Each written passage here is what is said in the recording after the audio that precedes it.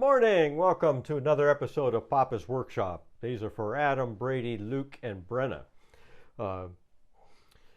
Before we get started, we got to hear from our assistant, who's sound asleep over here on the side of the bench. Hold on. Well, there she is. Let's see if we can get her to stir. How you doing, girl? Yeah, that's my good Molly. You're hard at work here protecting the floor from whatever should come along, right? Oh, yeah. She's a hard worker. Okay, today we're going to talk about sanding. Sandpaper and power sanders and hand sanding. First, we got to start with sandpaper. Sandpaper has actually started just like what we said. It's got sand glued to a piece of paper. But there are differences. The first is the grit size. If we start with, this is a 60 grit, which means that references how big the particles are on this paper. It's usually aluminum oxide is what you'll get in the stores. And 60 is really rough. That means these particles are really big, and it's going to make big scratches in your board. And the rough is good if you're shaping something. If you have to take a lot of material off, if something's really rough, you want to take it off fast, you're going to use below 100 grit. But that's all you're going to do. It's just really rough. It's going to leave big marks. But then you go up in grits. It goes from 60, 80, 100, 120, 150, 180, 220, 320. You don't need every one of those, but you do need a progression. If you start, usually a good place to start is like 100 or 120 when you're sanding something, and you just need to get it all the same, at the same level or whatever you're trying to do. But then you're going to have to go up. That makes each grit, those particles make different size scratches in the board. So you need to go up a level or a couple levels to get a little bit finer scratch until you get the big scratches out of there. Then you go up and you sand it again until those scratches go away. And then finally you get to the 220 is usually where you'll stop, somewhere around 220. Either 180, 220, 320 is not, you can do that, but really 220 is a good place to start. But it just puts finer scratches. You just keep putting scratches in it until they're fine enough. What happens if you try to go from 60 right to 220 is you have to sand much longer because you've got the fine grit, only takes a little bit of material off, and it's going to take you forever to get those big scratches out. So that's why you have to work your way up in levels. There is another difference in the paper in that this says P60 and P180, and this just says 120. And this one just says 220. There's no letter in front of it. There are two standards for sandpaper. One is in Europe, and those begin with the P, and the Americans don't have a letter in front of it. And so between the 100 and the 220, there's not a lot of difference. It's pretty close. You can pretty much use them interchangeably. It's when you get to the really high grits, when you go up above the 220. So when you start getting to the 320, you can go all the way up to 8,000 grit. I mean, it's just the paper keeps going up. But you use that mostly for tool sharpening, finishes, metal work, that kind of stuff, which we'll talk about sharpening in another video. But if you get to like the standard 600 USA standard, about the equivalent same grit size is like a P1500 or something like that, or 1200. It's almost doubled by the time you get to 600.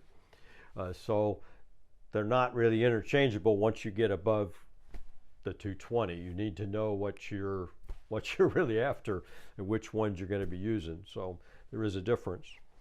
And you can get, like I said, these are mostly aluminum oxide, but you can get silicon carbide. Usually it comes in a, this, I don't have a sheet of it here, but it's more for metal and hard things, because it's a more expensive but harder material. And there's ceramic, which is really expensive, and garnets, and that you used to see that. You don't really see that so much anymore. And then they have each manufacturer's got their own. This is a Cuber. It's got some man-made thing on there. Who knows? Anyway, so you got your sandpaper. What do you do with it? Well, you can put it in a sanding block like this. You just cut a strip that wide, stick it in this. You can get this little one here, same idea. You punch the holes and it holds the paper, a little sanding block. You can wrap it around these little foam pads. They come in different thicknesses, and so they are good if you're doing a curved surface. You can get these little rubber things here, and you basically hold. You can do that curve either there or there. You can make your own. You just have a wooden dowel, piece of a dowel. Here's one I have just that shape. Again, you just put it there. Same thing here. So you kind of just get creative. Here's also the sandpaper comes in this foamy sheet. It's usually the higher grits for finishing and so forth, but that works really well. So let's talk about the power sanders. Here's a random orbit sander, and you can hook your vacuum to it, or you can put this little bag on it. And when I say random orbit, this goes around, but this whole plate also oscillates this way, so that you don't have just circles. It kind of goes all different ways. So it's a random orbit, and that's to hide the scratches. And the same thing, you get all the same grits, 60, 80, 100, all the way up to 220 or more. And so that's really nice. But you have to work through the grits again. If you start at 100, then you need to do somewhere in the middle, 150, 180, and then 220 to finish up. So, and it's important that if you sand part of your project, you pretty much need to sand the surface, all of it, the whole thing, at the same grit level. If you're going to do stain or a dye, it will look different with that scratch pattern that's on there, so they all need to be kind of the same. So once you start sanding, you're kind of committed to sand the whole thing. And a lot of my reproductions, I try to avoid that, because the plane and the scraper does a much better job than the sandpaper. There's no little scratches. Anyway, they got this. This is a belt sander. This thing will take off a lot of material very fast, especially if it's got a lower grit on it. And it's got just a belt here. If I can, there we go, get it to lock. Takes two hands to get it out of there. It's just a belt. And so that goes around on that thing there, and you get different grits for that. I also use the belts as a sanding block. I just made a little block like this, and it fits those sanding blocks. So for the coarser paper, I just use one of those. If you're going to hollow out like a chair seat or something, this is a right angle grinder. This has a sandpaper wheel on it, and so you can just hollow out a space with this, where the other ones are all flat. This one will allow you to do a curve freehand. Again, it's really more the roughing than then you'll have to follow up by hand with going through the grits. think that about covers the portable stuff. So now we need to go to the more of the bigger sanding. Hold on. Okay, here's sort of my sanding station. We got 3 different sanders right here. First here on the side is just a disc. So this just goes around, and you can change the angle of this table, and you would just sand a board. If you wanted to make a curve on that corner, you can take it and you can just go like that, and then it'll take off material very fast. You can get different grits again, but this is pretty much used just to remove a lot of material, so it tends to be a little rougher. 100 or less, you don't really want to do finishing. Well, you're going to end up finishing it by hand. At least that's what I do for the kind of work I'm doing. And then this is just like the belt sander that we had, the portable one, the same idea. So this just a bigger belt, and then this can stand up, and you can place a board on there, or you can use it laying down, whichever. So that's kind of handy. This one over here is an oscillating spindle sander. So this spins this way, but it also goes up and down. Okay.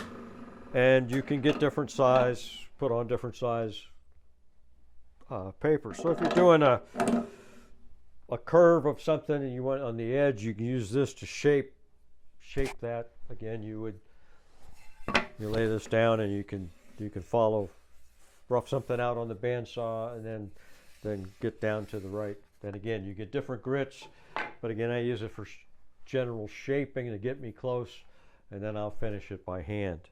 So that's that one. And we got one more. Hold on. This is a drum sander. It has a let's get it open here. It has a drum that spins, and then this pallet is like a big belt sander, but it doesn't really function as a sander. That's just to give you grip to the board that you're sending through there. So I can raise this up.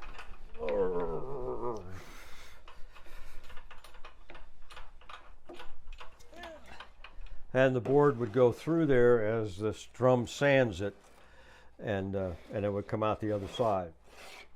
So that's used the thickness stuff. You can only take a little bit off at a time. It's not like a planer that will take off a lot of material. This is just a very fine. So I use it to do big panels, or really thin stuff like 1/8 of an inch or less. I use it for that. That's a little safer than the planer. But you can see this is open on the ends. Let me get here.